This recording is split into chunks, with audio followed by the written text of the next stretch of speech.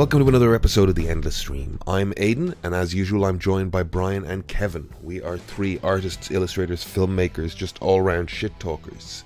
Each week we take some of the endless stream of content brought to you through Netflix, Amazon, Hulu, YouTube, Spotify. Wherever you get your content, we take a chunk of it, we watch it, and we talk about it. We're in week 5 of our spooky season, and we're watching Werewolves Within and It Follows, as well as all the usual nerd news, trailers, whatever we've been watching on streaming platforms. If you like what you hear, please consider subscribing to the podcast, heading over to iTunes, give us a rate and a review, tell somebody about the Endless Stream. Anything you can do to help spread the word will really help us out. On top of that, you can head over to Instagram and find us at The Endless Cast, where we do illustrations and put up clips for each and every episode. So if you've got something to say, if you've got a second opinion, or if you've got something you think we should watch, you can send us a message over there, or you can comment on one of the pictures or one of the video clips. And finally, you can send us an email at theendlesscast@gmail.com if you want to say something a little more lengthy. All of that being said, let's get into the episode. It's all smegma. It was all smegma. A female teacher told me to do that. I think this episode should start, media res. No explanation. Just from there. No. Leave the smegma in. Don't wash it. Don't wash it. Do wash it. Don't leave the smegma in. Leave it in. Don't wash it. Yes. No. Leave it in. Don't. Period. No. Leave it in. Don't. Period. Wash it. Yeah. This is the final week of spooky season, which is a hashtag or catchphrase that has caught on in the last couple of years for some goddamn reason. I don't know why people... I mean, is it because different places don't celebrate Halloween in the same way that spooky season? No, I think you have a festive season, so they just say spooky season. Either way, to celebrate Halloween for longer. Yeah. We're on week 5 of our horror movie watches. This week we're watching Werewolves Within and It Follows, as well as talking about all of the usual nerd stuff. Kevin started our morning off by talking about his penis in a way that we just didn't. I didn't start talking about my penis, but I think you definitely said. I think what we really need to talk about. Yeah, is, absolutely did. I did talk about frenulum, but Brian, you said frenulum. But Brian, we have many frenulums. There's a frenulum in your mouth. There's a frenulum in your pants. In your mouth, maybe. Yes, between my tongue and my... I don't want the details. Isn't that what it is? Didn't we just go over this? It's a family friendly. I feel like I'm being conversation. Gaslighted here. You are? Yes. Yeah, how rude because of you. You're crazy. Yes. Because it doesn't exist. The feltrum does exist. I confused the feltrum for the frenulum. What's the bit between your eyebrows? That's got a name as well. In Kev's case, it's I don't eyebrow. have a Brian. Yeah, I don't have a bit between my eyebrows. I used to shave that, and then when I started dating Emer would pluck it, and now I pluck it. And I also pluck noses off our hair off my nose. Look, the important thing is that it's I think week 6 of Strictly. It's Halloween week. You know, they put a lot of production values into their Halloween shows. It's going to be great. I'm really hyped for it. Hugo and Odie went out last week, and that was disappointing. But Hugo had a back injury, so you know he was really disadvantaged coming into that week. This week we'll see the return of Judy Love, who had a COVID diagnosis last week. Kevin, do you know what's going on? What's happening? It's going to be very hard for her post-COVID to, get a new dance routine. Having a fever dream. What are we in talking place about? and ready to go. Sports. Sports. Judy's been pretty low in the rankings the last few weeks, even before that. So Judy's a team. I've heard of I Judy would FC. reckon that Judy will be going out this weekend. I think it's South London. Yes, team. yes, yeah. Of course, we know that championships. Yes, yeah, they're good. Brian is a big fan of AJ, but they're low in ranking. You know, AJFC, Brian, really. He'll be rooting for her. It's Italy, I believe. Oh, Italy. It's a competitive week, but the production values always make it fun. Got to get myself a Chinese and enjoy the Halloween revelry. I watched Lock and Key. Is it Marvel associated? I think it's Netflix. Netflix. That's it. But is it Marvel though? No. It's Dark Horse. Dark Horse, yeah. It's 2000. I think it was 2008. I'm thinking of Cloak and Dagger. Cloak and Dagger. Yeah, that was Marvel. But Careful. It never ceases to amaze me the word we will say, and then you come back with just a slight variation on it every time. I have a hearing issue. That's fine. He's got a tongue tie. His frenulum is too He's tight. got two frenulums in his tongue. mouth. Do you think that's true? Yeah, it is. You're tongue tied, probably. Really? Probably, yeah. So could I That's get what that? it sounds like. Could I get that fixed? You potentially could. Yeah. Oh wow! People don't need to hear me talk more. It's not going to stop you. It's never stopped But you. it could make it worse. I could talk more. You'd be coherent. It'd be better. Yeah, fair. So you were watching Cloak and Dagger? Yes, Cloak and Dagger. I was watching Lock and Key. Oh yeah, definitely. And I'm watching. I would say anybody watching it. There's a few YouTube episodes, or there's a few YouTube videos that kind of give you a good recap as opposed to the Netflix one. Watch those first because I was very confused after watching season 1 a year ago and then starting this. It's very twisty and turny, you know. There's rules, there's magic, there's whatever. But while rewatching it, really, really good. Really enjoy it so far. Even though I'm pretty sure it's a kids show, but it's pretty good.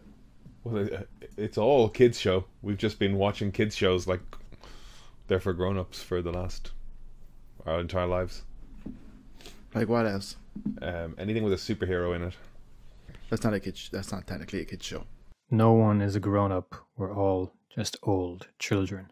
Just look at the most successful man in the world and what he's spending his money on. Don't you dare tell me that's a responsible adult. We're all children. So some of us are better behaved than others. Oh, fair. Interesting insight. I look forward to reading your book about it, Brian. You can subscribe to my newsletter in the meantime. No, I won't. What have you been watching? I watched Killing Eve, the first season of that. I don't know what put it in my head to watch that. I think Jodie Comer in Free Guy. I was like, maybe I should go and see what this person did before this. I remember seeing some promo thing where they were just talking about how many accents she did. It's like, is that going to become the party trick for every role she gets? Because the role in Killing Eve is, you know, sort of international assassin who's wearing a lot of disguises and doing a lot of accents. So it's a kind of an acting showcase as much as anything else. I really enjoyed it. First season anyway. Okay. What's that on? It was the BBC put that out, right? I'm sure there's probably some American co-producer that markets it in the States, but it's BBC, and then I just watched it through DVDs. Okay, fair. Do they still sell those? Where did you buy them? I got them. them from CEX in Dún Laoghaire. They were traded in. Oh, I see. Very good. Very good. Very good. So let's kick off this whole spooky season with some spooky. No. Trailers first. Spooky trailers. That's what I was gonna say. Spooky trailers. Yeah. What trailers have we got? New trailer for The Witcher. Didn't watch it. Nope. I did. I don't need The hip hop was an odd touch. So did I. I don't need a trailer for a season 2 of a show I've watched season 1 of. Just release a show, please. Why is there a season 2? Because season 1 left a lot of room to grow. I mean, why is there a season 2 trailer? Sorry. Because people don't know about these things, you know? Like, people only found season 1 when COVID happened. Because I watched that in November 2019 or something. And it wasn't until the lockdown that, like, I started seeing a lot of online activity for... People did watch it when it first came out because it's Henry Cavill in leather. Yeah. So they did watch it. And then it found another audience then in lockdown. Yeah. But people did watch it. But I think the audience that was going to watch it watched it. And then, like we talked about with Game of Thrones, where they snuck a non-fantasy audience onto a fantasy show, I think that's what happened. The fantasy fans watched The Witcher when it came out, and then the normies found it during lockdown when they ran out of things to watch. The normies. When they finished Tiger King, they wandered into Leather Trouser King. He certainly is. Tiger King season 2 coming out apparently. Speaking of shows that don't need a season 2, 2020, the best piece of art I did reacting to internet hype for Tiger King. I drew Yes, that was a good Joe piece. Exotic. That is the Great best drawing I did in 2020. And then I kind of I'd watched say the ever, rest Pat. of the... Thanks. I'd say ever. You peaked on that one. It was very good. Anyway, Sorry, go on. then I watched the... I really liked your climax piece. Thanks. I thought that was great. And by my climax I don't piece, think you you- mean I the don't best think you piece I ever did, which was the Tiger King piece. I like the climax Yes. drawing. No, I wasn't making Thanks. a joke. Thank you. Good compliment. I'm kind of proud of that one. I find your artwork too derivative at the best times, but don't ask me to go further into that because I won't. Kevin, without going further into that, could you define the word derivative? No comment.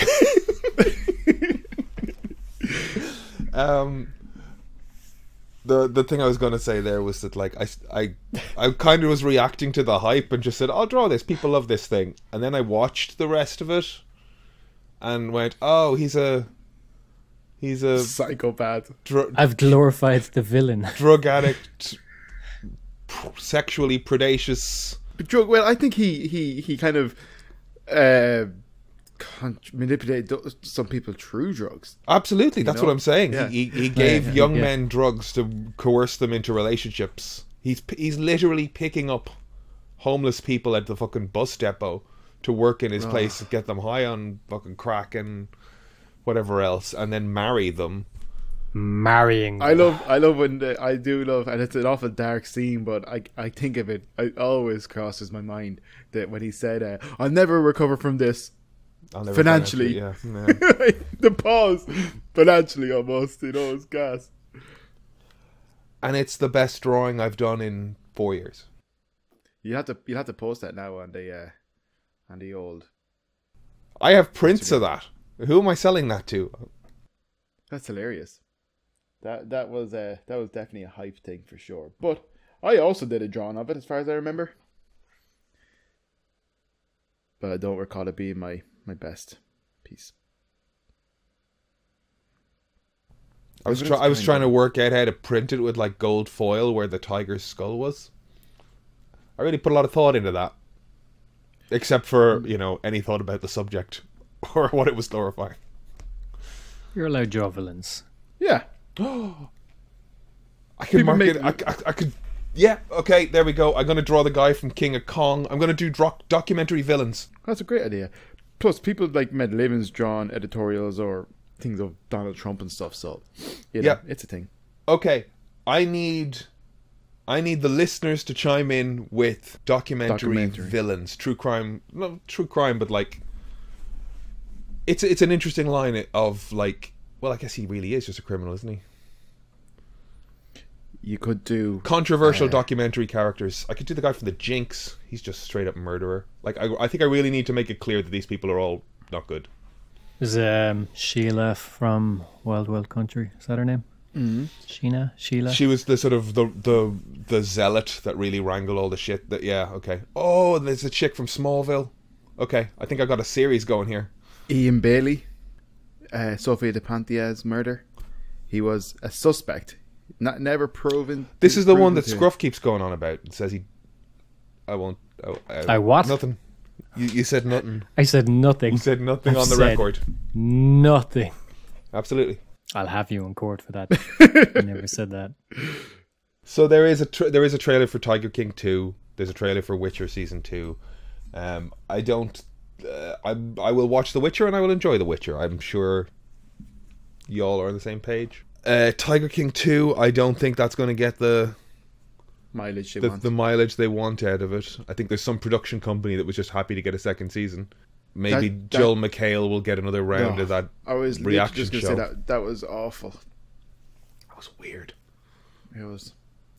I did like the moment where somebody talked about what an honor it was to talk to Joel McHale and how much of a fan he was, and McHale's reaction was, 2009 was a big year for me. I'm like, okay, he's self-aware. I like it. That's gas. Buzz Lightyear trailer. Yes. Okay. What did I didn't watch it, right? Not for any reason other than, Aiden, you kind of did a. Well, I feel like it's the you brought it up to say I haven't watched it. But what I was going to say, I'm not a big trailers person, which is also problematic because I don't like spoilers, and I feel like I watched a trailer the other day, and it was literally, I watched the trailer for Paw Patrol, the movie, and I would. If you give me a million years, I never would have guessed that's what you were going to say. Finish your point, Kevin.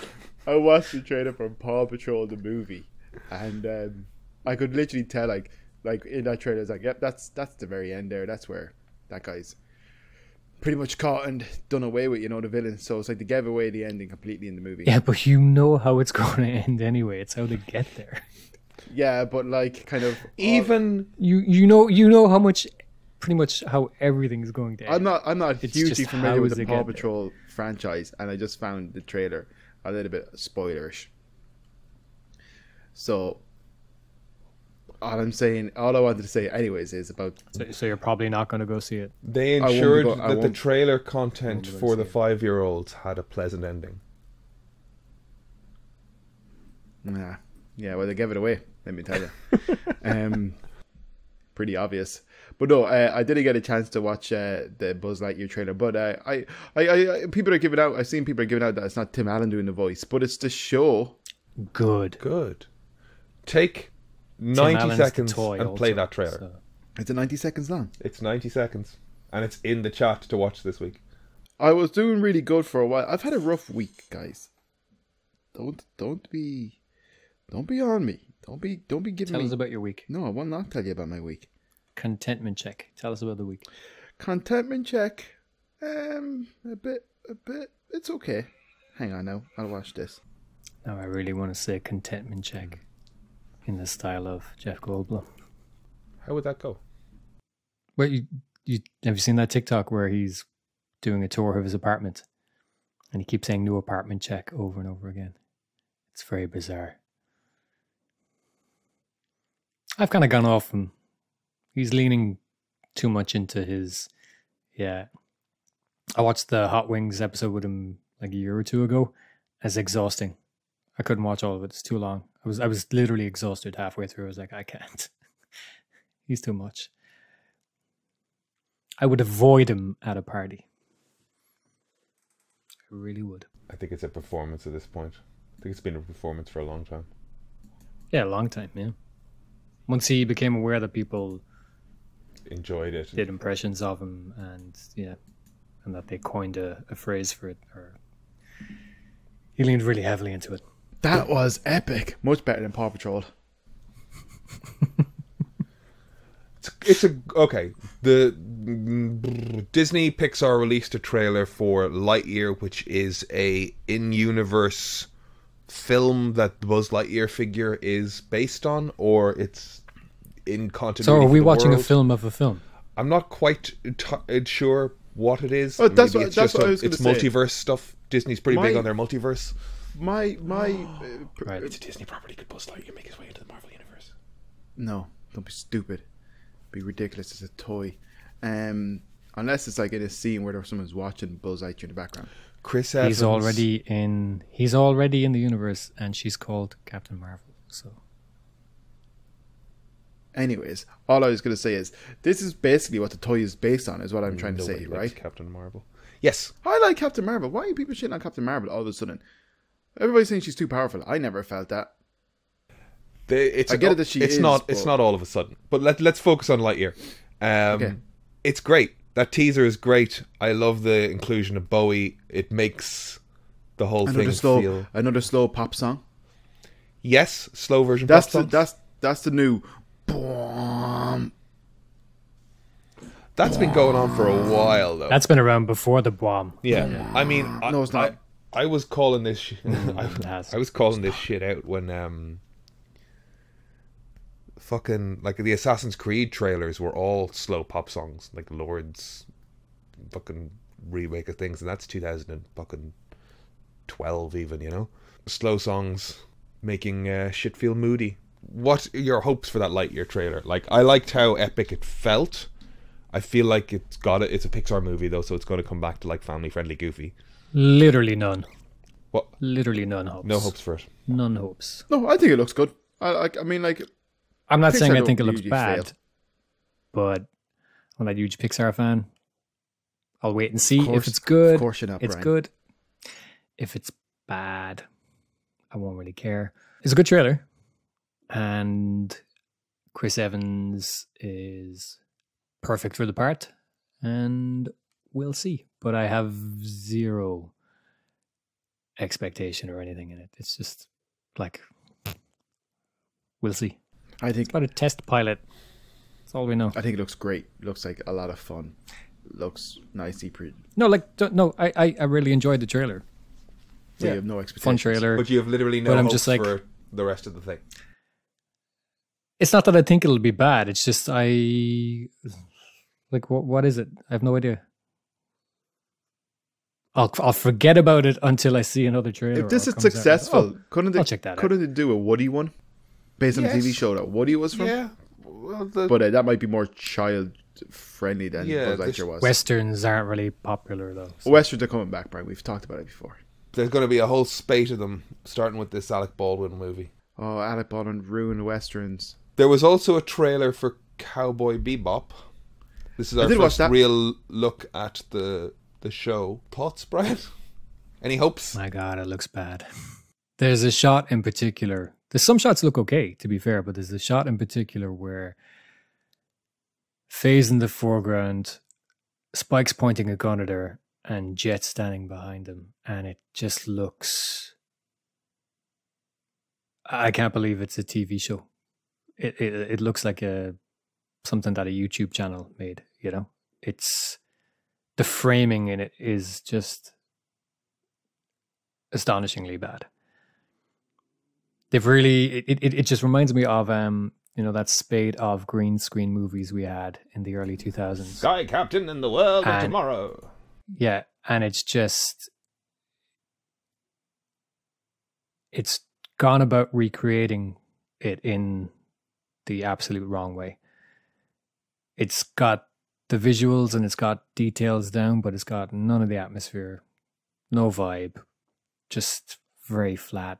Like, my thought on that a little bit is like, if you think about a Batman movie that tries to recreate the comic book and just somehow just fucking underwhelming and who gives a shit, whereas a Nolan movie just goes, what would this be in the real world? And that's much more engaging. And There's two things in the real world that already exist that look more Cowboy Bebop than this does. There's the Detective Story TV show, and there is the Long Goodbye. Both of those look more Bebop than this does, and they're from the 70s. It's just, it looks very weak. It's very strange. I see the disappointing. shot you were talking about, and I think part of why it looks so bad in the trailer is it actually looks like a real on-location shot as opposed to everything else in that trailer that looks like a big CG thing. So it stands out. Composite. It looks like a cosplay It looks, shoot but next to some. But that's it. It looks like on location in that they walked outside the set and shot it, as opposed to. But the framing of it as well, it's not just them looking out of place. It's just Something about it is very it doesn't work. flat. Yeah. Just throwing it in the chat here. It's like people didn't. It's almost like they looked at stills of the show without actually watching any episodes. It's. Oh, see, I like I'm that scene because it's the first time we saw the dog. I'm not too sure what's on her hand.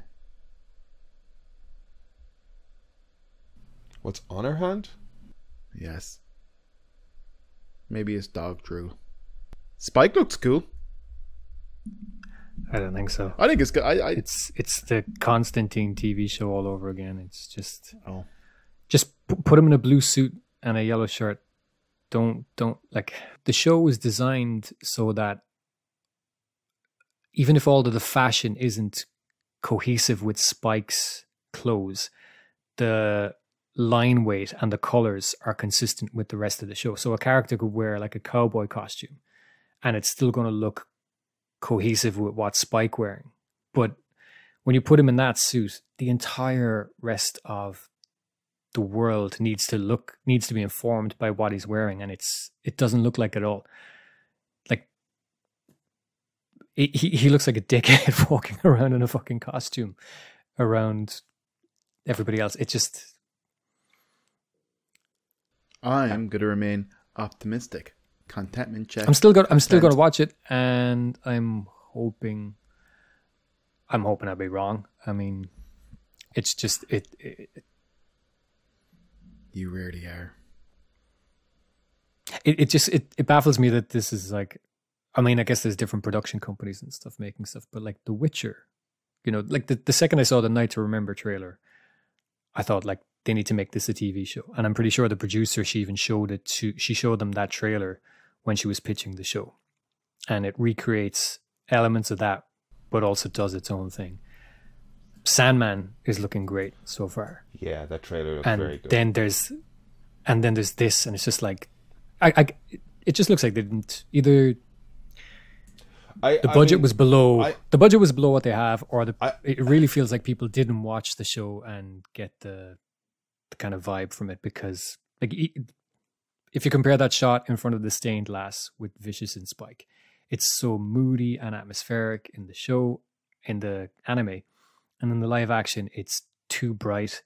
It's too 1-to-1 without actually capturing any of that moment. It just looks wrong. Yes, and I think I was being kind of glib when I sent this message after watching it, but I think what this is, and part of why you hate it, is it's got that CW energy. It just looks like one of those shows, and that's not what we wanted from this. We wanted HBO, Witcher, Netflix, The Expanse adaptation. I mean, The Expanse, guys. Please watch The Expanse. You know, like, yeah. Actually, I just made my own argument. Brighten up The Expanse and Serenity or Firefly has more of a Cowboy Bebop vibe than this does. I mean, that's because it ripped it off, but it's got much more of the flavor of it than this does. I just like I know I'm banging this drum for fucking months as well, but like Tom Jane walking around in his little trilby hat as the detective has more of a vibe of Cowboy Bebop than this. Yeah, he's quite like that. Jet wears the same hat. Yeah. In the show, in flashbacks and stuff. Yeah, and that's not to say that there aren't big bright. I'm still going to watch it. I'm still going to watch Bebop it. Anime. Like, It's how many? Oh, yeah. Season 1 of the Bebop anime is on Netflix. How many seasons is There's there? only the one. It's only the one. Just one. There's only one There's season. 20. Yeah, there's about 25 or 26 episodes. That's it. And is there movies? One movie. There's a movie as well, which is good. Yeah. All right, That's so part of movie set that's part of between- why this gets so elevated, is limited, fixed, working content. I don't want to say perfect content, but there's a thing that you can go, this is great, and they didn't fuck it up by adding more and more and more and more. It's why I like Dread where it is, and I'm reasonably pleased they didn't make a sequel, because they would have watered the fuck out of that, watered that down. And now they'll reboot some Dread property in the future, but Carl Urbans will sit there as being a good thing. Anyway, that's interesting. Anyways, so yeah, okay. So season 1 is on Netflix. I'll watch it. I'll watch it before the TV show comes out. you should, because you will watch the Bebop live action show and go, this is great fun, and then you'll watch the anime and go, this is just the show I watched.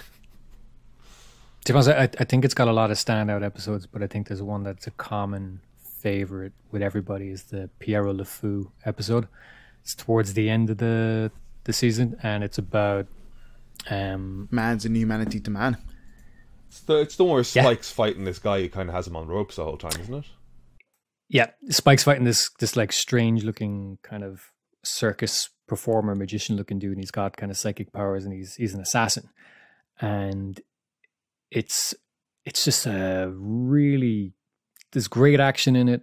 The character design, he's like I said, he's like a ringmaster, but he's got this weird Yeah, okay, I'll watch it. balloon shaped torso, and He's it's in just this trailer. and it looks terrible in this You trailer. can see him It being looks- lifted from his hips by the It's so ring. bad.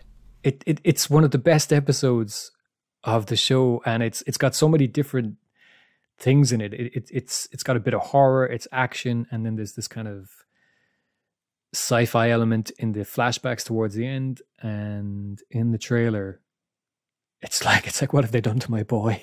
It just looks. It's like, is that how they're doing Piero? That is awful. I hope I'm wrong. I hope Yeah, it's still I hope fun, it's fun. in the end, but You know I'm going to enjoy this. disappointing because like the main cast, they're great. Like when they announced the cast and they saw them, I was like, that's really good. I'm happy with everybody. I'm looking forward to it, and it just tells me people looked at it but didn't watch it, because even in the opening credits, which they recreated, he does the shotgun sidekick, the Bruce Lee sidekick in the silhouette. Like Spike he's an amalgamation of Lupin from Monkey Punch, from, like I said, Elliot Gould's character in The Long Goodbye, the detective character in the Detective Story, and he's also a bit of Bruce Lee. I think it's even somewhere in a bio that his style of fighting is Jeet Kune Do. And in the credits, he does Bruce Lee's famous sidekick. And when they recreated it for the credits of this show, he does this weird backflip thing, and it's like, you're missing it. It's supposed to be this noir 60s, 70s martial arts thing mixed with a Western, and you don't get it. You've missed it. I'll stop rambling now. I love Bebop. No. I love Bebop so much. Maybe they're just cutting together what they think will sell the trailer. You know, maybe there's a lot of the tone we're looking for in the show, and this is just... It's one of the best opening sequences of all time, and they said, hey, let's recreate it, but let's change it. They Why just fucking also... recreate it? Just fucking... Just do it. Use the animation one. Just use Just like you Which do would have find been fine as well. You do find that a lot of the opening credits been for okay. prestige television tend to be animated sequences. It's almost as if you could have just used the animated sequence. Oh, speaking Fucking of Top Gear anime- lifted it for some reason. Do you remember the Top Gear credits when they Yeah. relaunched in 2008? The new credits just lifted the Bebop opening. I was like, oh, that's weird. Speaking of animated, It's also very telling. Sorry, Kev. It's also very telling that they didn't recreate it well. Like the shots that you would think would be easy to pull off, like the stuff with the guns and the silhouette, and it's just like, that needs another pass. Get it right. Sorry, Kev. I was going to say, speaking of animated intros, Only Murders in the Building had an animated intro. I finished that. Did y'all finish it? No, I did not. I fell off Well- that show a bit. Well, yeah. Well, you were right. Anyways, you are both right. What did we say? That it cliffhangs for a second season? No. Who the killer was? The oboe player? The bassoonist. Bassoonist. What's it? Yeah. Okay, so I liked it. I still haven't watched the end of it, but she was too well known too an spare. actor, and She was spare. But you see, I would have thought that, right? I would have thought she's too well known an actor, right? However, I watched The Mayor of Easttown, and Guy Pearce is in that. Is Guy Pearce the director or the actor? He's in it, yeah, Guy Pearce. Yeah, he's the actor. I always get Guy Pearce and Guy Ritchie confused. Guy Ritchie. I always get And, confused. and Evan Peters. And Evan Peters. Don't spoil it for her, Aiden. Don't spoil what for Aiden. Mayor of Easttown. I won't spoil it, but I'm just saying, you think, Guy. It's not a spoiler because I don't think it's a spoiler, is it? oh, what are we talking about? Mayor of Easton? Yeah. It's a spoiler if you tell him. Okay, I'm not going to tell him.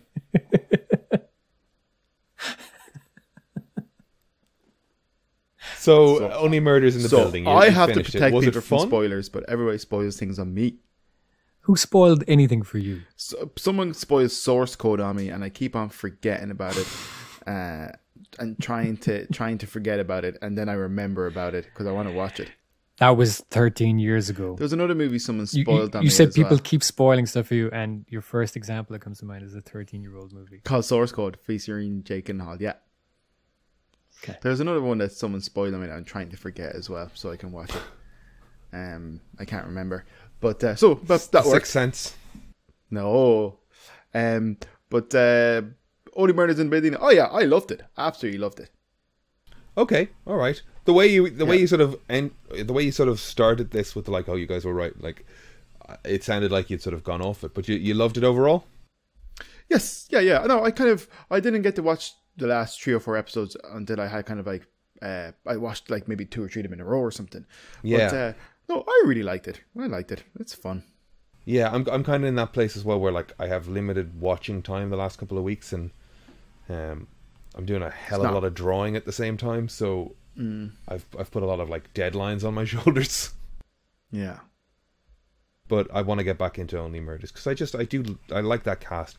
I don't think it's fun. earth shattering, but I think it's fun, and I want to watch the rest of it. I think it's fun, and where it's fun, I know this probably sounds stupid, where it's funny, really like, I think it just really like tickles my sense of humor or something, but I think it's hilarious. I think Martin Short and Steve Martin are absolutely just, I genuinely just laugh the whole time. It's so funny. I love it, but I know though, kind of that could be just like, whatever, I like those guys, but I think Selena Gomez is good in it. Everybody says she's shit, but I think she's good in it. People are saying she's shit in it. Yeah, people are saying she's not good at actor. I think there's a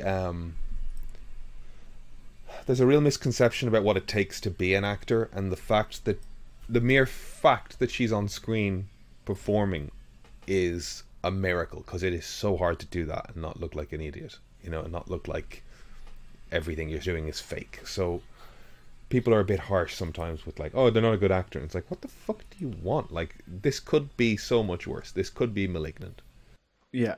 I think she's good in it. Anyways, she's a good kind of a counter to the two boys kind of like out of touch and being a bit like mad. She's a good kind of counterweight to it, Mm-hmm. Anyways, yeah. That's cool. I'll have to finish it off now that we're finally getting out of bloody horror season. On the backside of horror season, we're going to move back to some Marvel content. We have the Eternals coming out next week, so we're going to watch that for the next recording.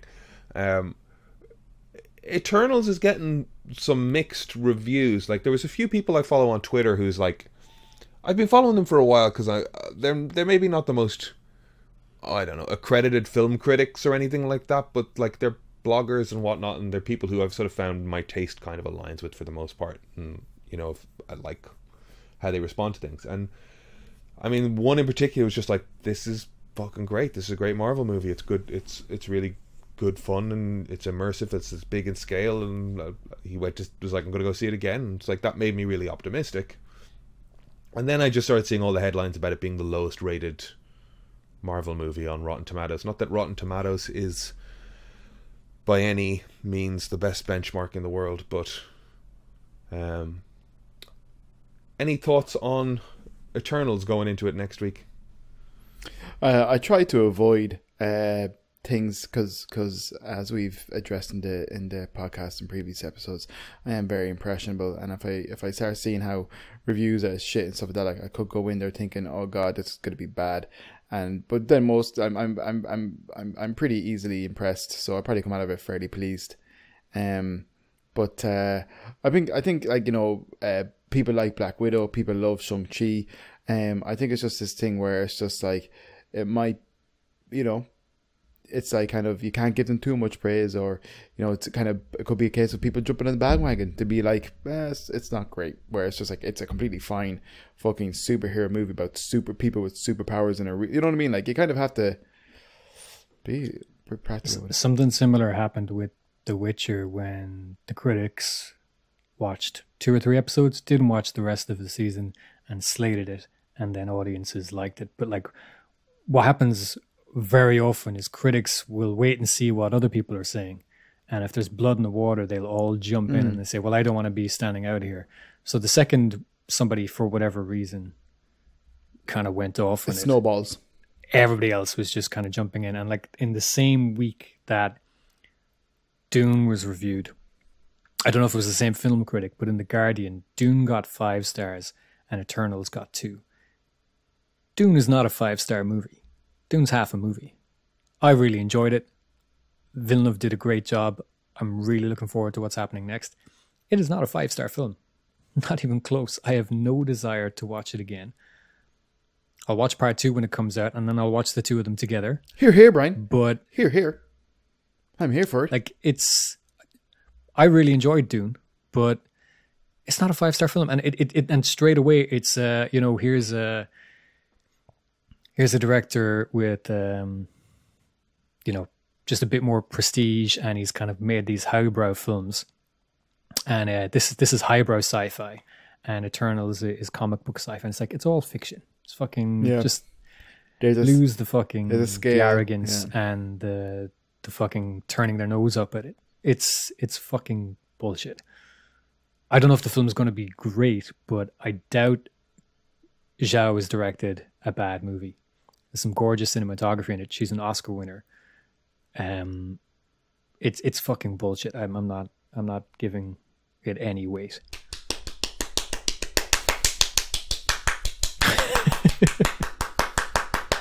Stop your fapping.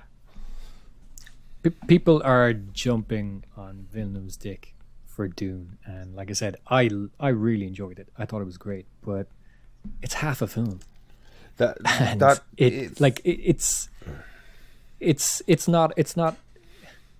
not a fucking flawless masterpiece. It gets a lot right. It's great. It trims a lot of fat from the book. I really enjoyed it, but fucking people need to get a grip. Okay, let's pick one topic here to we can get focus on back for to a Dune moment. in a second. Yeah, No. I mean, I to be honest, I think they're very closely related though, because I think they're going to be very similar films in a way. But they're going to be complicated. I think they have a lot in common. Yeah. Yeah, I mean, really, what we're talking about here is a critical reaction to something ahead of a release, and it does seem, we're seeing a lot of people talking about how, I'm seeing the like. First of all, people were saying it's got 70%, as if 70% is the fucking worst score in the world, and then it's being review bombed now as well. Yeah. So it's not just critics and a consensus; it's also been review bombed. So it's just bandwagoning. I never put much weight in Metacritic and those scores anyway. I check it out. If I like how it looks, if I like the people involved, I'll check it out myself and make up my own mind. People kind of going, 70%, this is the worst score this thing's ever. It's like, fuck off. Just get a grip. Make up your own minds. Here. That's it. Like, a lot of people, like, the majority of people haven't fucking seen this thing yet, and it's a bit of a pain in the ass. Like, I've covered this a number of times, the idea I have with critics, where it's like, you're happy reviewing art films. Why did you go and see the Marvel superhero movie? You were never going to like this. You're just being set up to write a review about this thing you don't like, and that's not impartial review. That's editorializing for the sake of whatever the fuck you want to, whatever fucking pulpit you want to get on that day. I'm gonna lean towards the fanboy review, being a fanboy. I think I'm going to enjoy it. I think there's lovely stuff in it. I think it further sets up and establishes a universe. I'm a little concerned as the Marvel Cinematic Universe expands out and oversaturates us in 2021, that like you can, like I spoke about last week, the idea that like your sense of scale can get so vast that it becomes meaningless to an audience, and you become numb to the idea that there's any threat at all because it's so huge. They managed with Thanos to make the snap a deeply personal event, that it affected. You saw how it took people out of it took family members away. It was a real personal galactic threat. Does that make a sort of sense? They took something that was an overarching, sweeping galactic problem and managed to show us the on-the-ground, granular, personal effect of it. Reserve judgment till we see it. I just, like, even Loki kind of, like, powered the Infinity Stones a bit. I've heard 2 criticisms about the film that I suspect are accurate, but they're not, you know, deal breakers. Is that it is light on action, that I'm kind of thinking and it's light on action, and that it doesn't feel like a blockbuster, which isn't necessarily a bad thing. You could say the exact same things about Dune. What's the great action set piece in Dune again? Oh yeah, it doesn't have one. It doesn't. Dune doesn't have a great action set piece. Dune doesn't feel like a blockbuster. I don't think it has to be. Yeah, it doesn't. No, that's what I mean. Like, those aren't criticisms of it being a bad experience. Those are observations that it's light on action. Yeah, and it doesn't feel like a blockbuster. Dune, some of the best superhero looks stories spectacular. are It has great scale and everything, but like I said, the reason, like I said, that I'm not in a hurry to see Dune because it's not a blockbuster. It doesn't feel like, fuck, I need to see that bit again, you know. And that's not a criticism of Villeneuve either, because like I said, I really enjoyed the film, but it really pisses me off to see like 2 films come out so close, and I guarantee they're going to be similar in so many ways, but Dune's got a pedigree on it, which is fucking absurd, because like there's a character called Duncan Idaho in it. Like, what? It's a fucking silly science fiction, and I don't know where it got this, you know, kind of pedigree of being a really highbrow thing, because it's not. It's got interesting criticisms, but it's a very silly science fiction book. I think the highbrowness probably comes from the fact that David Lynch was attached to the first. As much as anything, because Lynch disavows any involved. No, he disavows involvement with that fucking thing. And people love that thing and have a soft spot in it. The thing is, it's from an era where sci-fi was completely a niche realm, you know, and it was hard sci-fi doing its best to be the equivalent of Lord of the Rings. It's a big, thick book. It's not even hard sci-fi. It's science fantasy. Yeah. You know, it's not even a hard science fiction. Yeah, that's actually a better definition of it. It's not like it's Clark or Sagan or something like that, you know? Yeah, but it's falling into that like Warlord of Mars type of John Carter era stuff, where an entire generation of filmmakers before they had science fiction films read science fiction books, and this was a big one. And you know, that's where the pedigree comes from, because it's this big thing you had to wade through like Lord of the Rings, but it's still just silly sci-fi. I feel like we should cut that out of our nerd podcast. No, because we like it. It's just but we don't. We are our plethora of fans must think that we are fanboys about everything. With Dune was published in 1965, and The Eternals was published in 1976. So there's not that big a difference in terms of its you know, pedigree or its origin. Like, it's not like Dune was published a year after JFK was assassinated. Interesting. Yeah. Interesting. You had to change the name from Duncan Dealey Plaza to Duncan Idaho. Duncan Dallas. But yeah, sure. Look, kind of sci-fi is kind of sci-fi. Like, it's like anything else. But you know what I mean? Like, it's just basically like, it's like just, it's, you kind of gotta you know, throw the old logic out the window, embrace these things for what they are, and enjoy the journey. That doesn't excuse bad movies. I'm just saying, like, kind of light in action, doesn't feel blockbuster. It's just like meh. They're kind of throwaway critiques. Yeah, let's. I guess the point that we're addressing here is, it feels like this film is getting fucked over by over-eager critics and dickheads on the internet review bombing something. Let's go see what Chloe Zhao did. She's made very personal, very human stories. Let's add the layer of special effects and superheroics to it. I can't remember the name of the guy that directed the Wolverine movie, the first one. Like, he was a coming from Oscar pedigree director as well, but that thing was a blooming train wreck. Let's reserve judgment. Let's see it. Let's meet back here. Was that the same guy who did Old Man Logan? No, that's Carnahan. Mark. Is that right? No, Mark. No, Mark. no. Mangold. Mangold. Thank you. Yeah, you're right, Brian. What was the name of the first X-Men Origins Wolverine? That was Gavin Hood. He did the South African film, and then he did Origins. Gavin Hood, yeah, and he had won an Oscar for his previous film, which was called. Hold on, I'm researching. Tutsi, Tsotsi. Sotsi, I think. Okay, well, you know what I'm saying. Toasty with Dustin Hoffman. Yeah, so we'll see. So let's talk about Dune. No, we talked about Dune enough. Let's talk about Dune. No, let's. Yeah, he's right. Let's talk about Dune because we. Oh no! Tiptoed around it. Did we tiptoe around it? You ran right at it with a hammer. Okay. I really enjoyed it. I liked it. I think I don't have much of an opinion about it, so I'll just get my one out of the way. I liked it. I dozed, so I had to go back a little bit, but I liked it. At what point did you fall asleep? I can't remember, man. Just like it was like after some shit went down.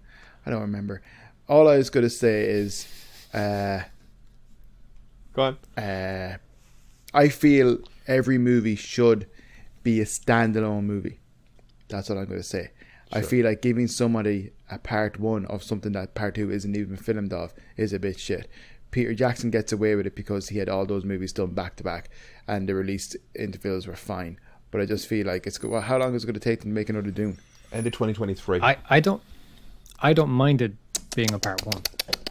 Look, Battlestar or Battle Angel Alita. Remember that? Ugh. I didn't hate that. Ugh. I don't like feeling that towards the end of a movie where I realise part two is coming, especially when I know this movie is not going to get the part two. Watching this, I definitely felt like it was going to get the part two, but I was concerned about the budget on it. Dune, that's confirmed, October 2023. Yeah. But coming out of it, I was like, if this isn't a hit, there was no way that they would have looked. Again. The thing, I don't think so. I think they were going to anyway because they want that franchise and they see what's coming back daily and they're going, fuck, he's knocking it out of the park. I don't think there's any way that... I think if so long as they broke even... We've had two Fantastic Beasts movies that were flops and we're getting a third. Were they flops? You know? Did they flop or did they just not make what they wanted them to make? They broke even. I didn't like them. That's what I'm saying. I didn't watch them. So long as Dune broke even, or if it brought in enough subscriptions for HBO Max, there's no way they wouldn't trust the guy to make the next part. Yeah, like because he there's no question way it of wasn't trust. happening. He did an amazing job. Yeah, he didn't like the team put together did an amazing job because you can't always like finding that team is often the fucking problem. Like you can love Cowboy Bebop as much as you want, but if you pick the wrong art director or the wrong cinematographer, your shot looks flat rather than the compressed space that you want it to, and you end up with something that doesn't feel right. And between Arrival and Blade Runner 2049, neither of those had huge openings or huge box office. So Villeneuve is getting a lot of leeway. Like they are critically well received, and he is getting the leeway so far to build on the fact that what he's making is technically excellent, even if he's not getting the conversion that they want out of it financially. I went to see Dune in IMAX with a friend, and I was going into it going, oh God, it's a long movie. There's 20 minutes of trailers. I'm going to need to pee. This is a COVID situation. I got through that whole movie. Like, it went so fast. It flew by. Like, it's always a thing in the back of my head of like, at what point can I take a bathroom break here, because I know this is a long film.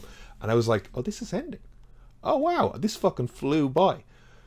But I wasn't sure if I was happy about that it flew by, because I was always waiting for it to start. And that was my friend's reaction as well, where she was like, it never felt like it kicked off, because going by the trailer, know that it's House Atreides is taking over. That's the other thing as well, is like knowing where it ends. Yeah.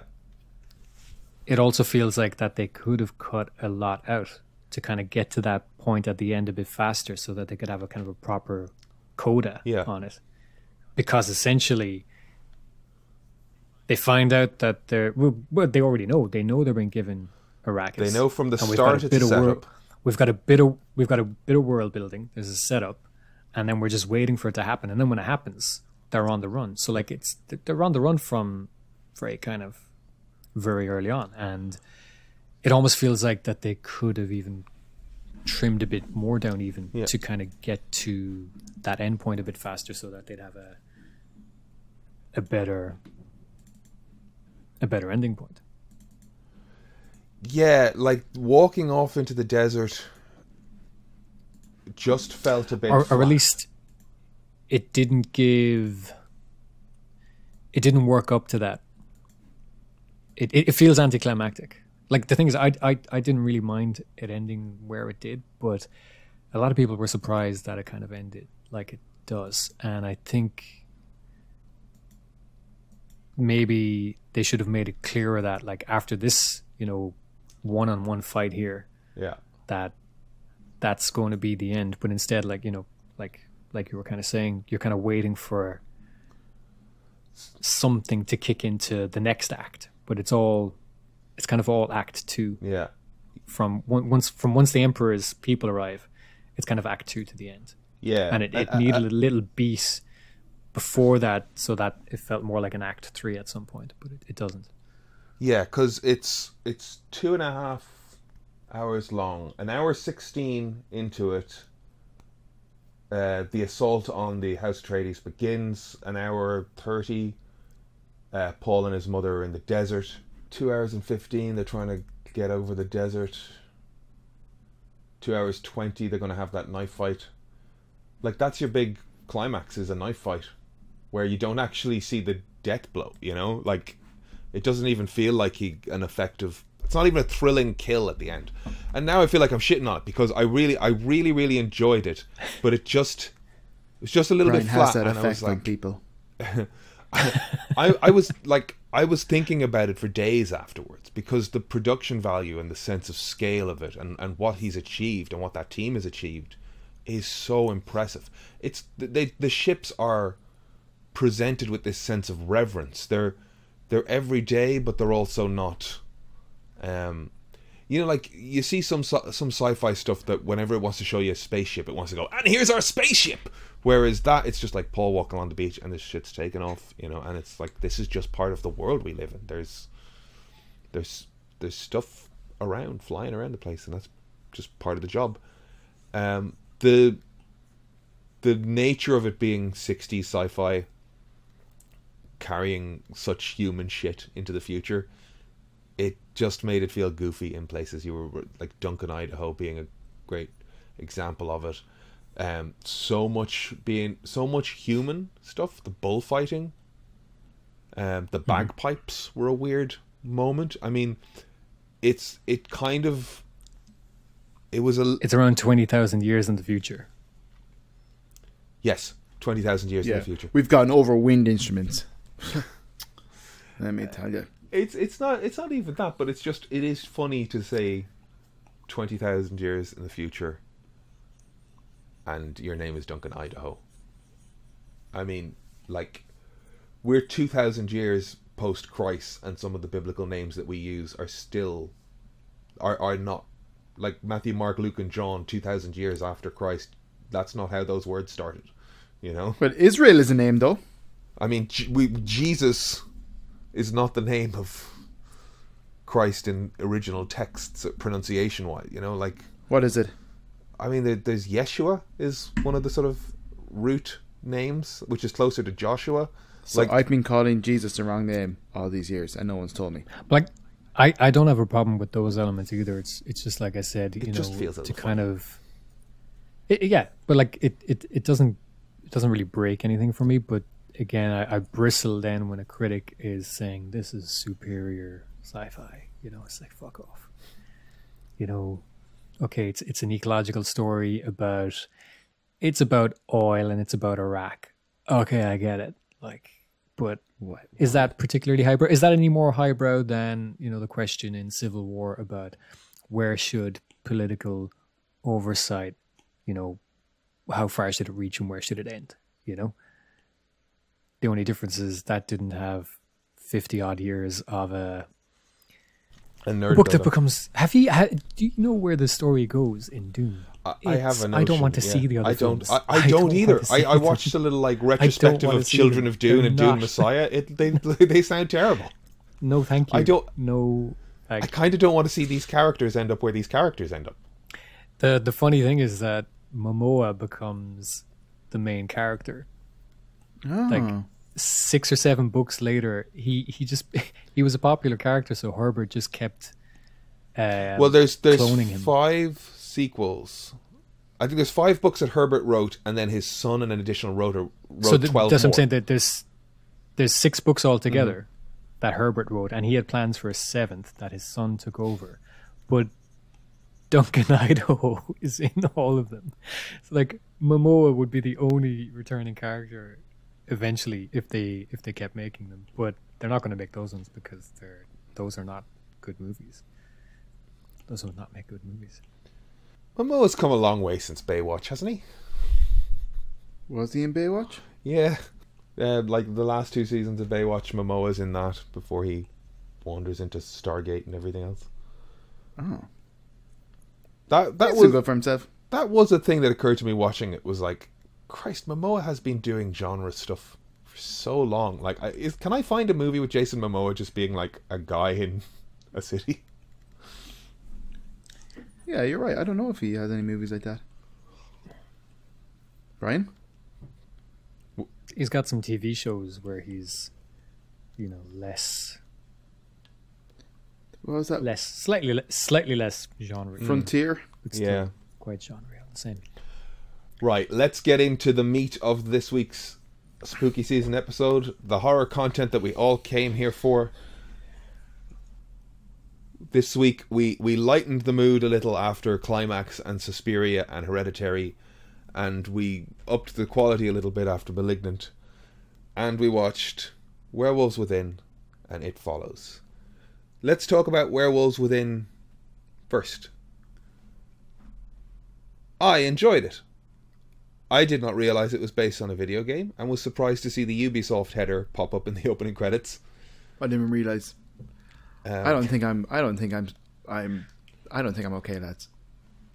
All right, asterisk there, speed bump, contentment check, Kev. How you doing? Yeah, fine, but like maybe just too ignorantly bliss. And that's Were too you blissfully wearing ignorant. your glasses? yeah. Or the what, Brian? Were you wearing your glasses? No, I wasn't. I haven't worn my glasses in forever. Well, there you go. That was it. Do you need those Wear your to glasses. see things? You silly Yes. Billy. Wearing my glasses. Oh, they just fog up with my mask, so I don't really wear them. Did you enjoy Werewolves Within, Kev? Yeah, of course I did. The protagonist was just a nice guy. He was a really nice guy. And you don't see that too often. It was great. That was played by Sam Richardson, is that his name? Yes, I think it's Sam Richardson. He's very good. He's in a good few good comedy shows and stuff. Yeah, he's in Veep as well, and I saw another trailer with him in it. He's got good energy, and he played this nice guy, fish out of water thing really, really well. It was a nice way to bring us into that town. Did you see it, Brian? I didn't. Okay, that's okay. But feel free to talk freely and tell me about it. Did you? Yeah, okay. There's I said this to Brian a little bit earlier. It does feel like the cast is made up of people that we've seen in other films, but weren't necessarily in leading roles. So this is like 100%. it's all people that we've seen as like third bananas in other films, but they're all good character actors. Yeah, they're all good actors. Yeah, 100%. Yeah. The crew is there of kind of noticeably funny actors and funny people. But it's very low budget, very small, but it's good. Yeah, I particularly liked Pete, who's played by Michael Chernus, who is in Patriot, is John's brother in Patriot. Cool Rick. He's this like overbearing, friendly guy who like keeps trying to hug the women, you know, just because you need a little support, and like he just anytime he sees somebody, he's like, "Hey," and everybody's just trying to just get out of his John Lasseter hugs. In Werewolf Within, Yeah, he was the brother in Patriot. Orange is the New Black, right? Didn't see it. Yep. I thought he was kind of problematic in this movie. I thought Yeah, he was. sleazeball. Yeah, that's I what I'm thought he saying. Kind of. All right. He keeps trying to put his hands on the women, and they keep trying to snake their way out from those hugs. You know, like they're Yeah, he's a creep. yeah. Yeah. He is good in it though. Aiden finds that funny. I find it funny how he gets set up for his fall. Yes. Yes. Oh, it's deliberately done, like, because like even when at the end of when she's like, and he puts his hand on the small of your back, and it's like, ooh, and Yeah. it's just kind of like it's funny. But Aiden, Kevin is calling you a misogynist. Please discuss.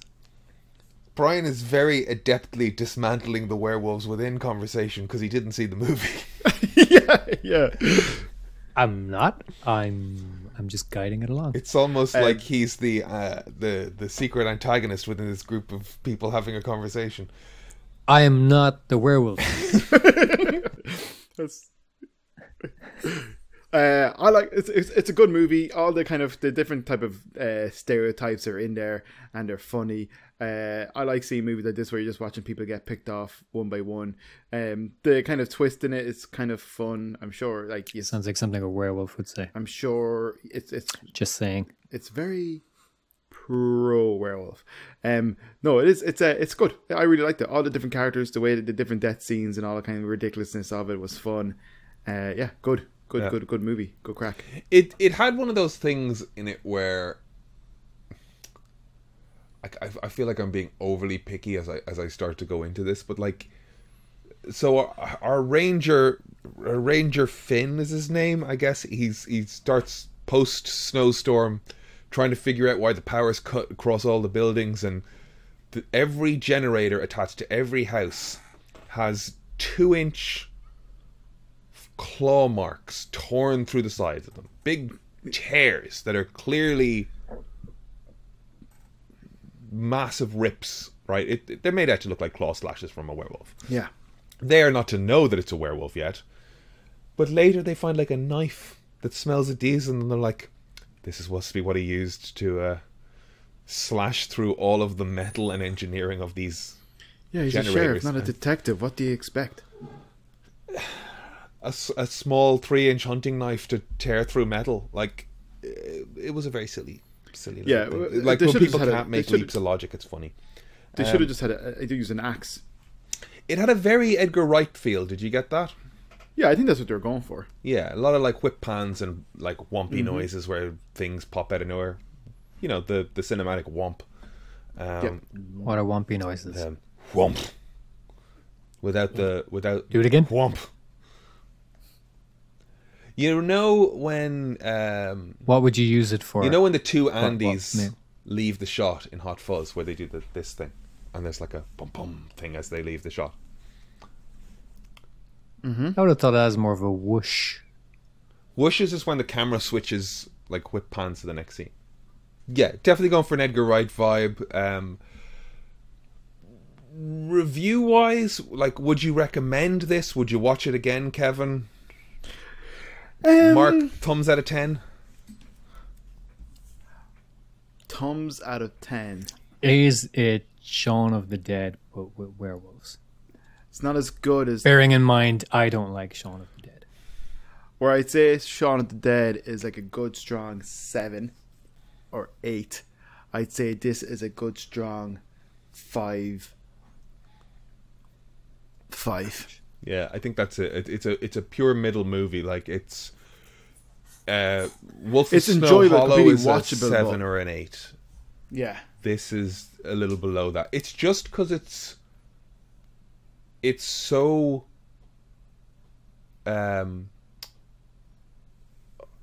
inevitable.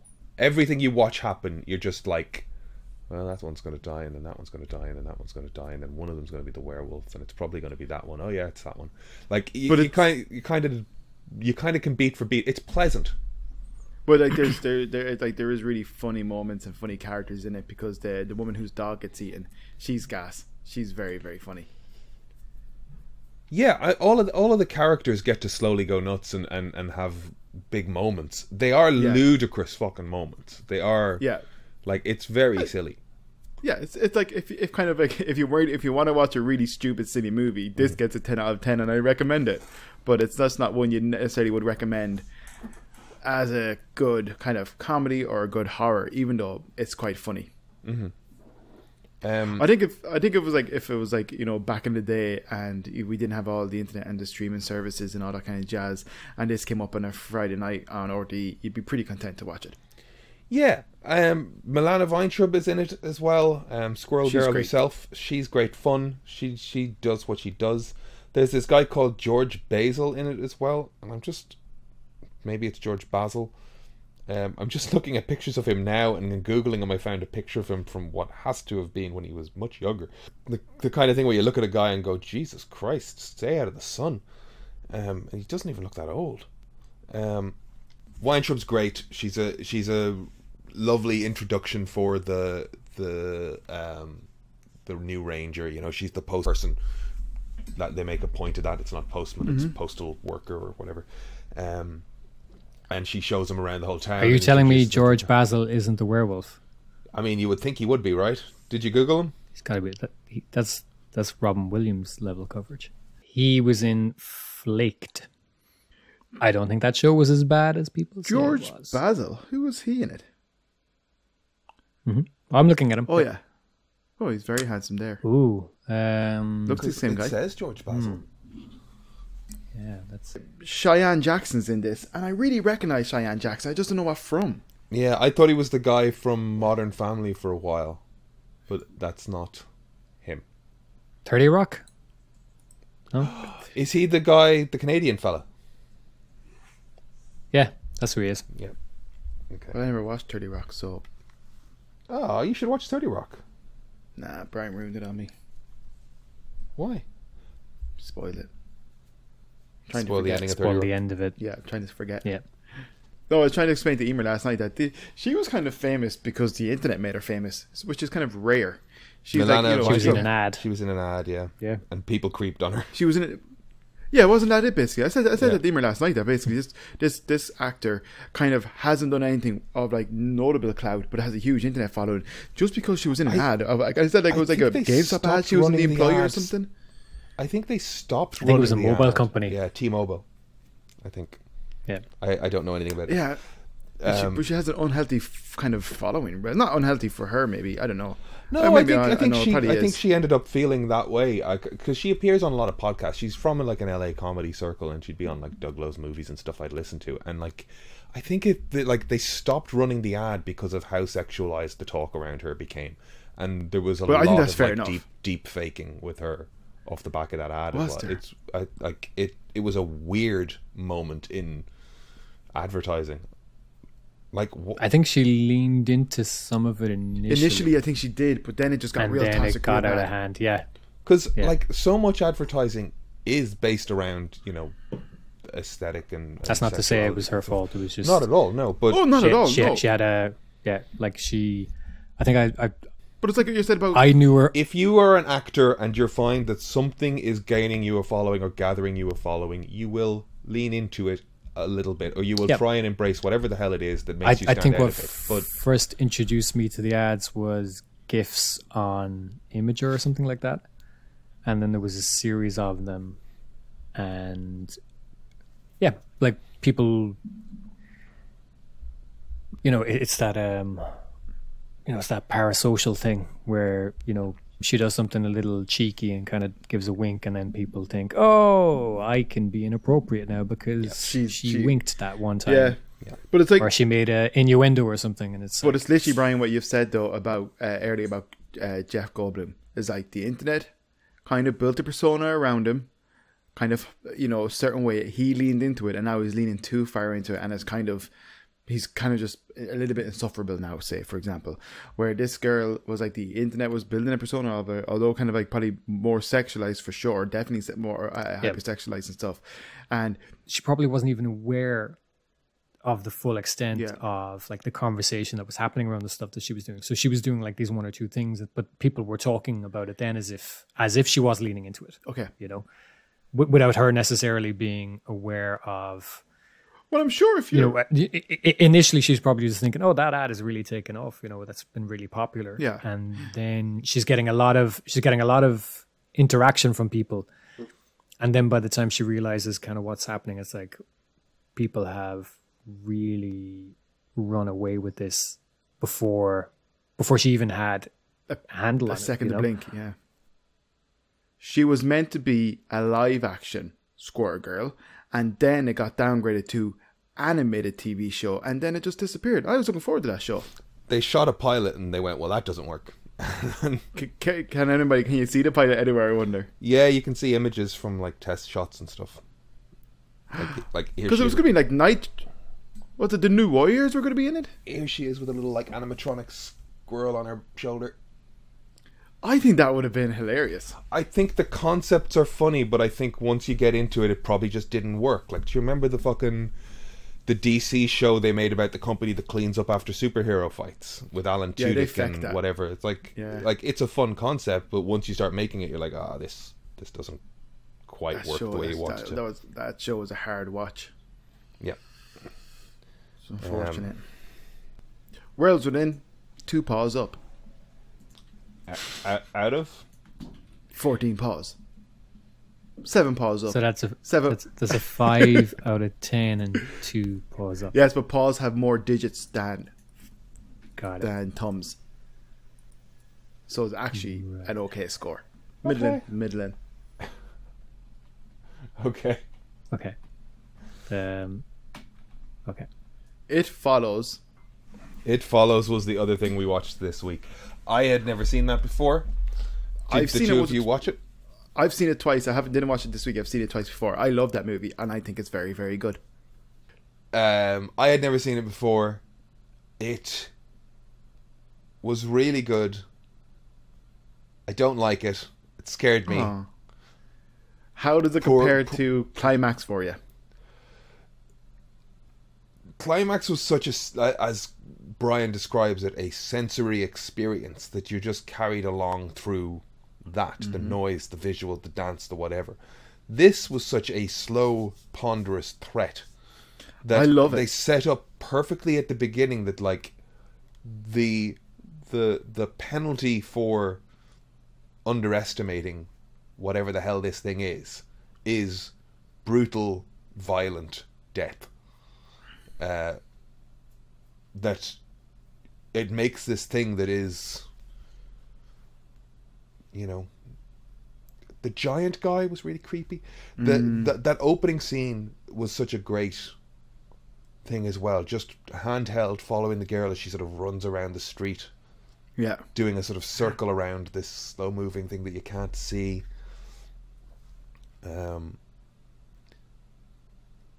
It was very, very, very effective, and it scared the crap out of me, and I didn't like it. The giant guy is horrific. The He's really scary. switching appearances thing is Yes, very disturbing as well. It's a great concept. It's such a cool concept. Everybody says to me like, oh, like when I always say like, oh, It Follows one of my favorite horrors. They're like, oh, the STI one, and it's just kind of like, yeah, I guess people it's kind of latched the- onto that. Yeah, and I didn't necessarily like feel like that was the. I thought that was an interesting way of passing the thing on, but I wouldn't necessarily find it as the STI horror movie. But I understand that kind of like it's a good play on that kind of concern that people have, you know. But it's a great movie. Really, really cool concept, and I love how they made it that kind of like looming, imposing kind of threat that's just kind of constantly there, you know, that kind of way. But it's like It's good. Yeah, I really liked it, and I think it's great the way in that movie you don't know what time it is in either as well. You know, you think it's kind of like a little bit like kind of retro vibes and stuff, but then you see somebody using like a pocket mirror, almost like a Kindle or something. It's very ambiguous in terms of what period of time it's based in. I did a little reading after that, and I saw people making stuff of that. Like I saw somebody go, you know, oh, you could tell it's the 70s or 80s because of the above ground pool, and I think that's not telling. Like middle America still, I say middle America, but like any economic class in America or location in America where you want to have a pool but you can't afford to dig a hole in your ground, people have above ground pools. The only thing that sort of I thought as a sort of like that dissociated it from time and place was the idea of putting in this fictional type of smartphone into it, because she used it as a flashlight as well at one point as well, and it was just like, yeah, that's cool. Your phone's never going to date if it's just a fictional object, you know. Yeah, And you that's what I mean. I thought that's cool. I thought that was a really good idea. I didn't think the car was particularly outdated. Again, it just felt like the kind of car a teenager would have, just an old beater of the era, and it was kind of timeless looking. Yeah. I guess. I think this is one of the best horror movies of the last 10 years. 2014, David Robert Mitchell, $1.3 million budget, which is phenomenal for that. Is, I mean, we again, $40 million for Malignant. Shocking. Yeah. Brian, any thoughts on It Follows? I think the music makes it. The music is good. The music is by Disasterpiece, who has done music for Fez and Hyper Light Drifter. So I love his kind of soundtrack work before seeing this, but you can see a lot of John Carpenter in terms of like both in shot composition, kind of looking like Halloween, and color palettes, and again it's got a 70s vibe and stuff, but I think the music is what pulls it together, because it just sets the perfect tone. Like I think the music in Hereditary is dread. This is pure dread. It's grief, and it's there, and it's gnawing at you. And the music in this is sort of like, it's apocalyptic. It's just like, there's such a sense of doom to it, but it's this quiet, peaceful doom. Mm-hmm. You know, as opposed to, you know, contrast between dread and doom. Doom being, it's almost like it's inevitable, which kind of fits really well with the idea of this slow thing, relentlessly, not even running you down, just following. So even in those quiet moments, like the first time you see her in the pool and the music plays, it's just got this like quiet apocalyptic feel to it, and it ramps up when it needs to, but it just, I think it's what pulls all those elements together, because, you know, you could read it as an STI thing or something else, but for me it's just a nightmare. That's all it is. It's that feeling of, in a nightmare where you're doomed, your fate is sealed, and the music is kind of what sets that tone. And well, yeah, I know the director. I think the music is fantastic, because the people have asked the director like about the kind of like the connotations of the dynamic attachment being passed on by sexual intercourse and stuff, and he said that basically he had a dream where he was a child, where this thing was just like quite often following him in dreams, but it would take different forms, I think, and that he only added the sexual transmission thing as he got older, and it's kind of like 2 points of his life, you know, kind of the concerns of that as an adult, and then like the nightmare as a child that he kind of just married to for the purposes of the film, but wasn't necessarily his things. But yes, he did say it was a nightmare. Basically, it is meant to be nightmarish. It's meant to have that kind of vibe. Yeah, there's something about even this, when at the start of it, when you just don't know the rules of the world, and we start by meeting this girl who is distraught and traumatized and being chased, and we see what happens to her. So the next time we see the lead character just sort of sitting in that swimming pool, I don't know why whatever decided to chase. It reminds me a lot as well of the The fantasy video, just even in terms of the soundtrack and some of the imagery and things like that. You've both seen that, haven't you? I don't know Fantasy? what we're talking about. Fantasy by Dye, Dye. No. The kids. You got to watch that now if you haven't seen it. Is it a film or is it like a short? It's a animated music video, and it will haunt you. Actually, the more I think about it, the more the film has in common with the music video. You should watch it. Okay. I'll wait. You'll wait. I'll wait. Watch it now. Yeah, watch it now. Absolutely. I thought I told you I was done being terrified. It's the 30th of October. I can terrorize you for one more day. Good Lord. Good Lord. Why can't people just be happy? Can you see the similarities?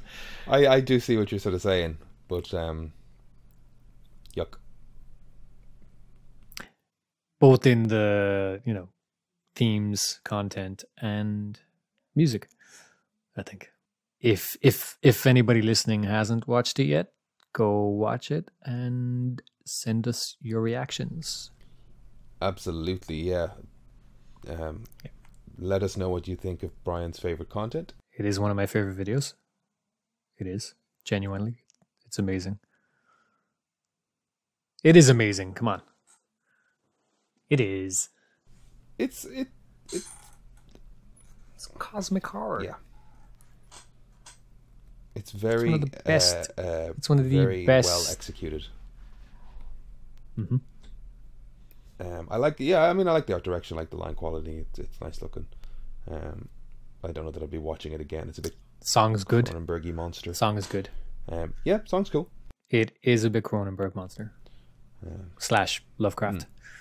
There's a bit of And people's thing. Lovecrafts get Lovecraftian. Oh. Ugh.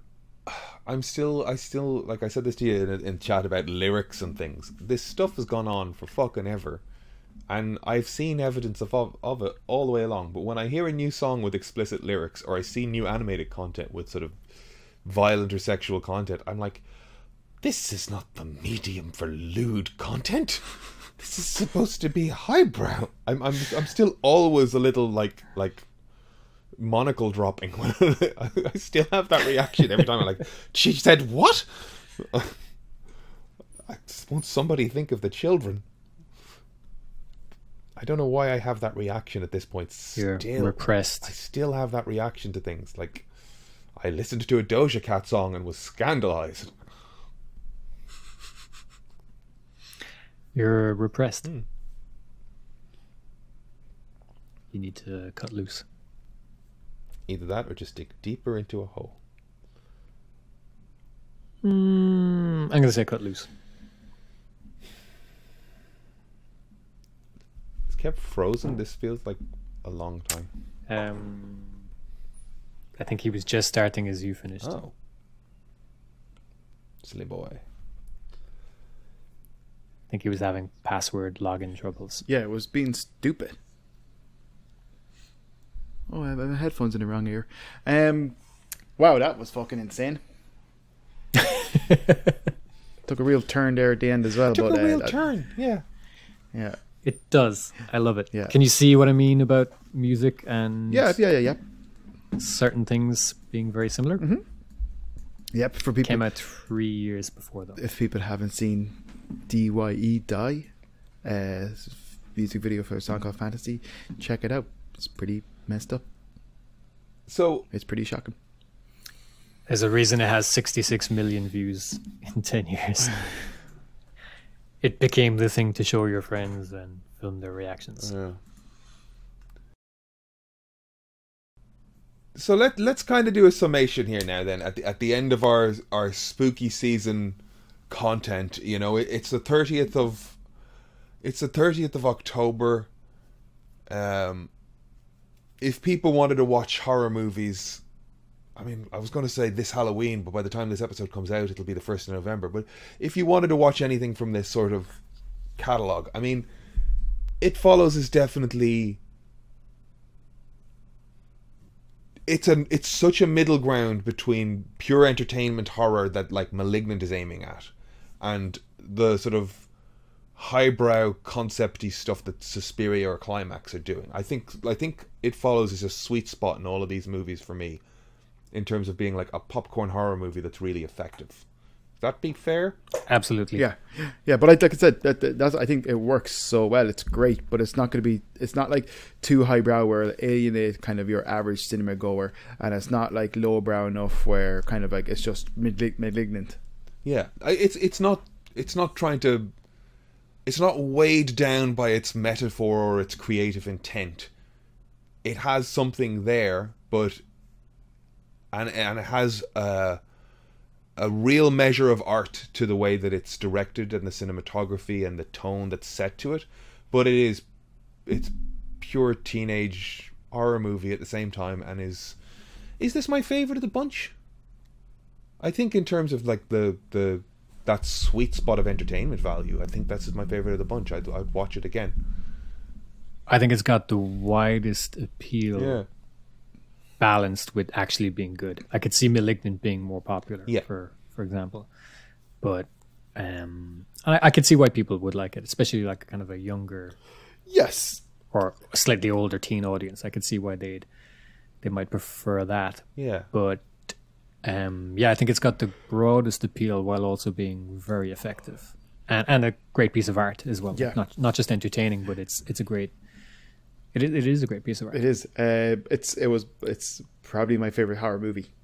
I would say It Follows is probably my favorite horror movie. Don't get me wrong. I think Hereditary and all that kind of stuff is good, but Hereditary is like really like, you know, what's the word I'm looking for? Hereditary's Disturbing. Yeah, it's disturbing and it's tense and like that. Watch it a second time. It's not as bad, genuinely. I've Yeah, seen it twice. I get what It you're really- saying. It really isn't, because there's something, like I said, everybody's fate is sealed From the moment you join them. from the moment. See, you I join forget it, that and there's when I start something. watching Yeah, Okay. there's something blackly comic about. And do you know what? I've said that a few times. I don't know if I've heard other people say it, so I might be completely alone in that. But for me, it took on. I think I was so kind of perturbed the first time I was watching, and I was so unsettled that it's not that the film is less effective. It's just it takes on a different. It's kind of hard to know when you're watching it at first where it's going. Like, is it hereditary in the sense that it's a curse, or is it a disease, or like what? It's so much you don't know on a first viewing that when you know it's a cult, and when you know what it is essentially from the start, it does take on for me anyway, it took on a slightly different meaning. But not that it was any less effective; it was just different. But anyway, yeah, I get, it's much heavier going, because like I said, that scene with Colette screaming when she finds the body, Yeah. that's always going to be Harry. Yeah. So that's never easy. It Follows is that sweet spot of entertainment and art. Climax, Suspiria, Hereditary. What's your favorite in there? Out of Climax, Suspiria, and Hereditary. Yeah. Hereditary. Cool. Then Climax. Okay. Then Suspiria. I think that's where I'd go as well. I think that's where I would. I think I'd put Hereditary at top myself, but Fair. Over It Yeah, Follows. that's fair. So, sorry? do you mean Over It Follows? Yeah. Yeah, I I'm think trying to just breaking out the categories, because I think the two werewolf movies sit off in their own little spot of like funny things. Like Wolf of Snow Hollow is interesting and fun, but it's also kind of broad in places where you're like, this is silly.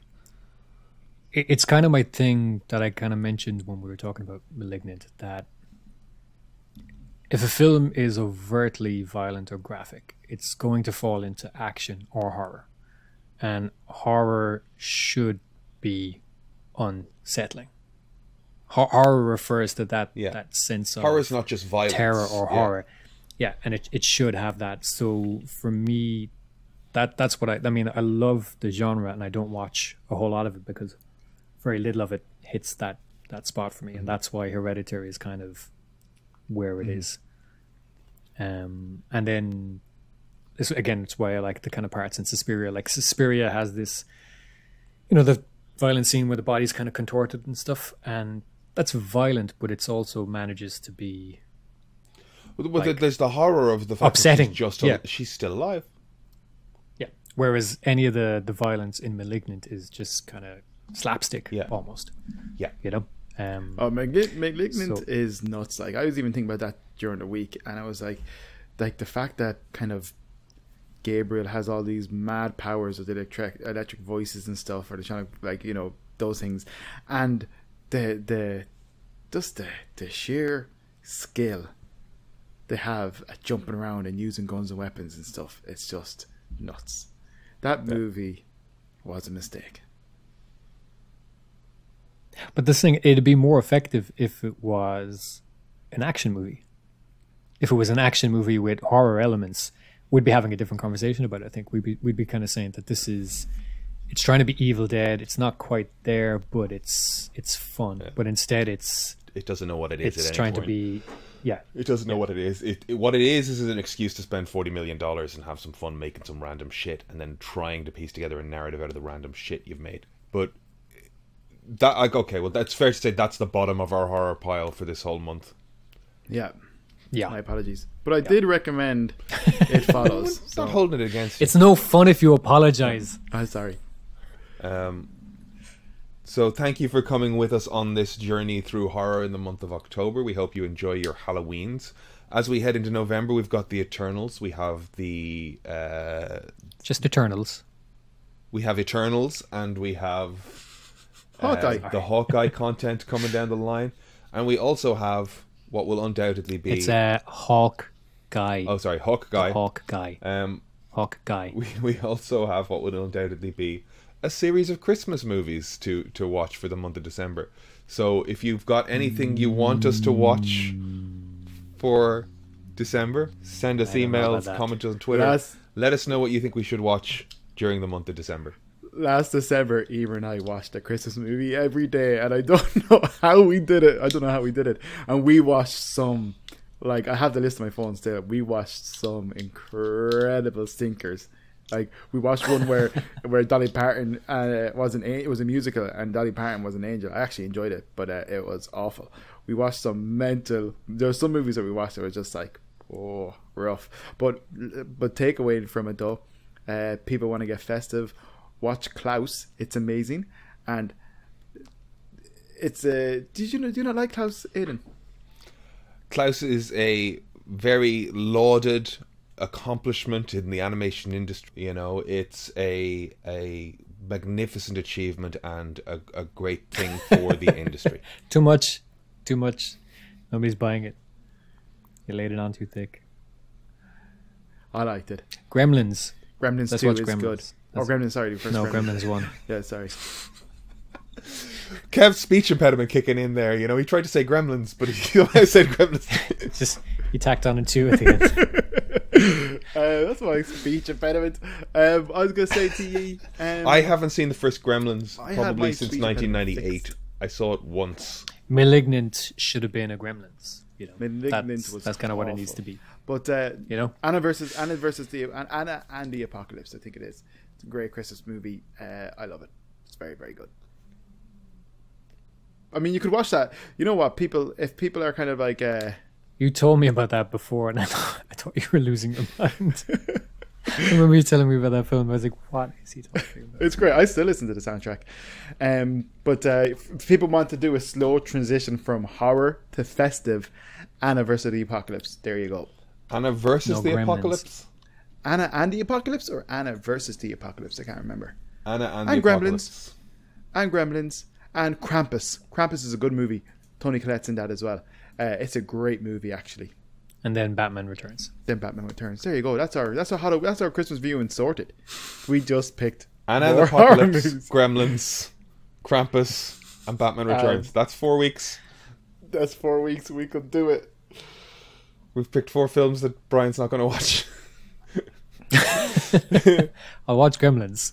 Oh, you gotta watch Anna versus Anna and the Apocalypse. That's so good. And I've been killing zombies. I've been kicking some ass. Festive season, Festimus is on us soon.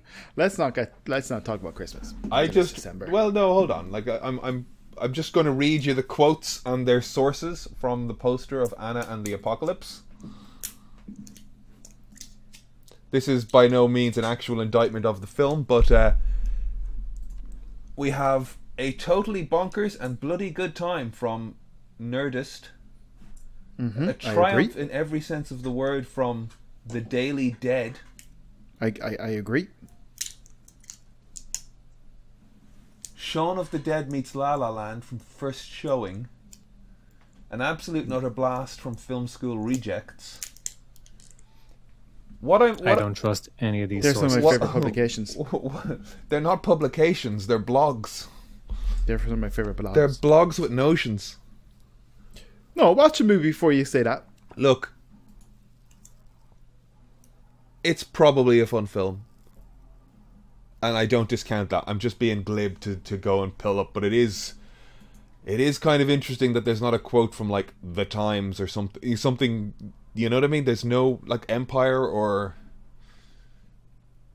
those are all Honestly, when he told me about this a few years ago, I thought he was losing his mind. I didn't know what he was talking about. Yeah. Yes, but Well, let's watch it, and then it can be his Speed Racer when we hate it. fair. This is true. He did lean into how good this is. It's fair. I really enjoyed it, yeah. But I do love an old kind of musical. Love story musical type of thing. Hold on. I can tell I'm not going to care for it. When already. did musical enter this fucking description? Yeah, it's a musical. Absolutely dreadful, totally generic high school musical populated by cardboard teens, one of the worst examples of British movie trying to be American I have ever witnessed. Peter Kay is a ray of light as a tyrannical vice principal, but this is a charmless and utterly un-Scottish film, and the songs are just anodyne warbling. It's great.